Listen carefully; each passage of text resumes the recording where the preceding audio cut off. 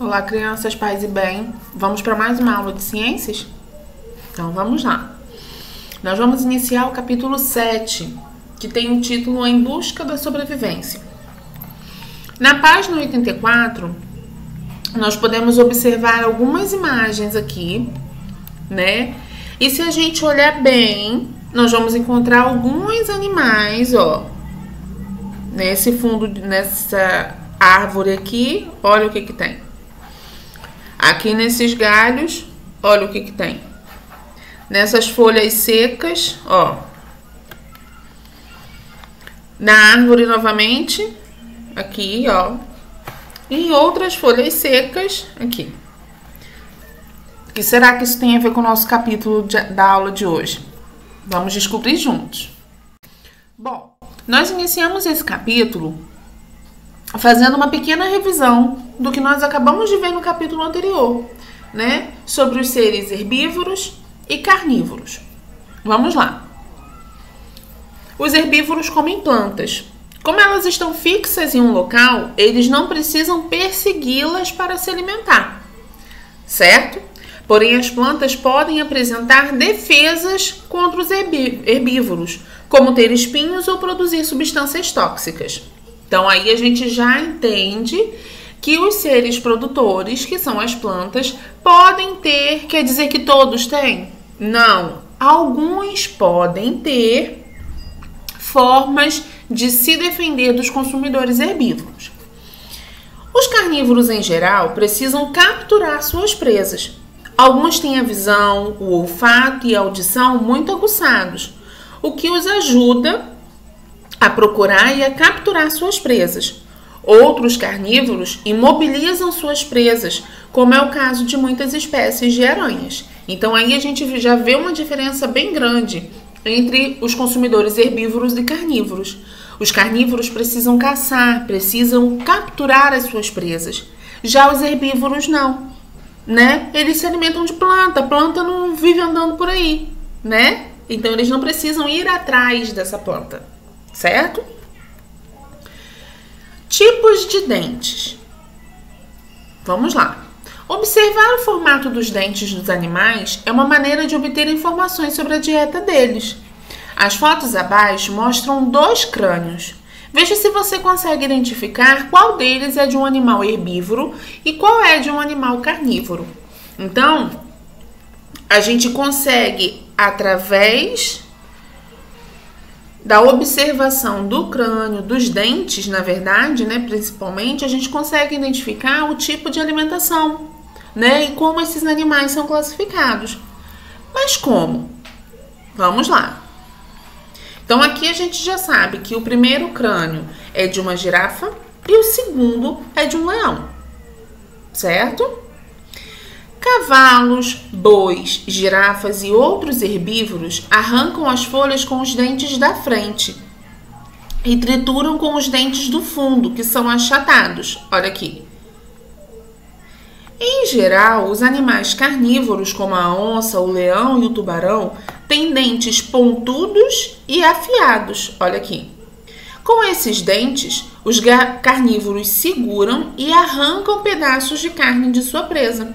É muito mais fácil para os carnívoros arrancarem com esses dentes pontudos aqui da frente do que com esses dentes aqui de trás.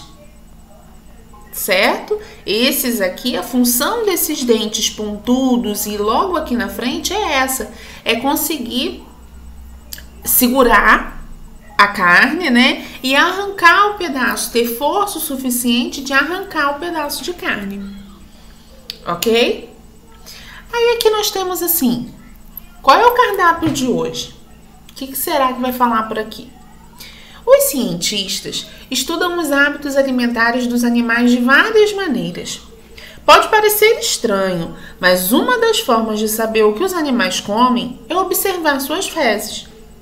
Isso mesmo. As fezes têm restos não aproveitados que são eliminados do corpo, como sementes e outras partes de plantas, pelos e pedaços de ossos. Dessa forma, os pesquisadores coletam dados para descobrir se um animal é carnívoro, herbívoro ou onívoro, que foi uma outra coisa que nós estudamos no outro capítulo, não é verdade?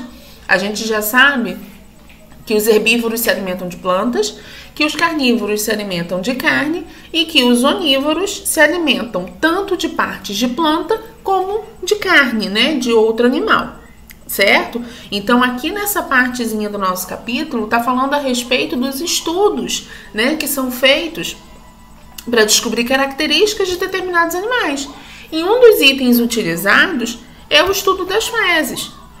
Olha só como que através desse estudo, eles conseguem descobrir tantas coisas, né? Como o que os animais comem, como comem.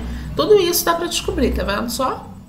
Bom, aqui na página 86, nós começamos com o número 1. Assim, pesquise sobre os hábitos alimentares do lobo-guará.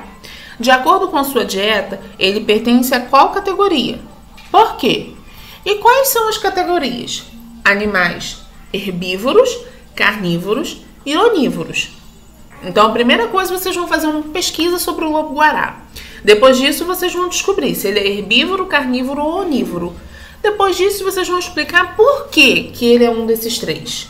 Qual é a característica que faz com que ele seja ou herbívoro, ou carnívoro, ou onívoro. Certo? Número 2. Observe a foto abaixo e responda ao que se pede. Então, aqui nós temos a imagem de um gato, né? Aqui nós conseguimos observar os dentes do gato, certo? Então, vamos lá, letra A. Observe o formato dos dentes do gato. Tia acabou de falar. Qual é a função de dentes como esses? O que podemos supor sobre a alimentação desse animal apenas observando seus dentes? Vamos lá. Se nós observarmos aqui, nós vamos ver que aqui na frente nós temos dentes pontudos e afiados. Então vamos lembrar lá. Quando a gente observou, por exemplo, o crânio do leão. Ele tem dentes pontudos e afiados para quê? Para segurar a carne e conseguir arrancar pedaços. Não é verdade? Se a gente observa que o gato tem uma característica parecida, né, os dentes do gato, a gente pode supor o quê? Que esse animal, que o gato é herbívoro ou carnívoro. Considerando que, né, aqui é a foto de um gato doméstico e a gente sabe que o gato em casa ele vai comer uma ração e tudo mais, mas é na rua, né? Vamos pensar dessa forma. Letra B. Se tiver oportunidade, observe o comportamento de um gato. Veja como ele explora o ambiente e se alimenta. Você identifica outra característica do corpo dele que o ajuda a caçar? Responda em seu caderno. Aqui, se vocês conseguirem responder no livro, não tem problema nenhum. E caso alguém não tenha a oportunidade de observar um gato, né, em casa, vamos ver se a gente acha algum vídeo no YouTube, né? A gente encontra tanta coisa no YouTube legal, então às vezes a gente pode fazer uma pesquisa sobre gato, ver o que você observa, tá bom? Para evitar predadores. Os animais têm diferentes modos de escapar de seus predadores. Alguns vivem em bandos, como as zebras, o que desencoraja os predadores por terem de enfrentar muitos indivíduos em um ataque. Outros animais mordem, picam ou ferroam para se defender. Isso acontece com vespas, serpentes, certos peixes e muitos outros animais. Existem ainda outras formas de defesa. Veja exemplos nas fotos abaixo. Então aqui nós começamos com a imagem de um polvo, né? E na legenda vem assim: os polvos e as dulas, quando se sentem ameaçados, liberam tinta na água, dificultando a visão do predador. Olha só, se joga, aqui a gente está vendo, né, um mergulhador. O polvo se sentiu ameaçado e soltou essa tinta. Essa tinta escura vai deixar tudo escuro, né? O mergulhador não vai conseguir enxergar nada. É o tempo que o polvo tem para escapar, né? Então, quando a gente lê aqui essa parte de defesa dos animais, a gente entende muita coisa, como por exemplo, uma vez eu fui picado por uma abelha. Ela fez por mal? Não. é uma forma de defesa. Talvez ela tenha se sentido ameaçada por você, né? Pela pessoa, enfim. E é a forma que ela tem de se defender. E isso não é só com a abelha, né? São tantos outros animais. Porque se ele não se sente ameaçado, ele não vai vir atacar o ser humano. Não é verdade? É uma defesa, é um instinto de defesa dos animais. Isso é natural, né? O que não deixa de ser perigoso para nós humanos, tá? Aqui nós temos um outro tipo de defesa. Os espinhos do ouriço são pelos duros e pontudos. Ele eriça. O que é eriçar? É levantar, tá, os espinhos quando se sente ameaçado. Então, olha só essa defesa. Ele já tem os espinhos no corpo dele. E ele se sentiu ameaçado, ele ficou com medo, ele vai levantar esses espinhos. Se ele está com os espinhos levantados, algum outro animal vai tentar comê-lo ou alguém vai tentar botar a mão? Não, porque vai se machucar, né? Então, é uma forma de defesa. É uma forma de defesa não somente contra nós, seres humanos, mas contra os próprios animais, né? Os predadores dele, os animais que podem comê-lo, certo? Então, aqui nós temos uma atividade sobre esse conteúdo. Número 1. O baiacu é um peixe sem escamas e seu corpo é coberto de espinhos. Quando se sente ameaçado, o baiacu infla o corpo e seus espinhos ficam totalmente à mostra. Por isso, ele também é chamado de peixe-balão.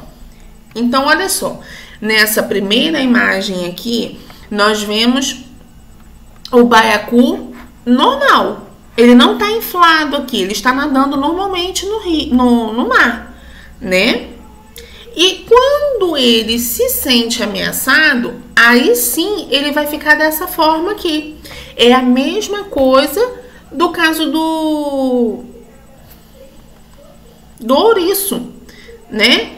Quando ele se sente ameaçado, ele vai inflar, ou seja, ele vai ficar maior e ele vai ter os espinhos. Algum peixe vai tentar comê-lo? Provavelmente não. E se tentar, vai se machucar, porque ele está cheio de espinhos em volta. É uma defesa dele, certo? Bom, crianças, é isso. Eu espero que vocês tenham gostado e a gente se vê na próxima aula, ok? Um beijo e até lá!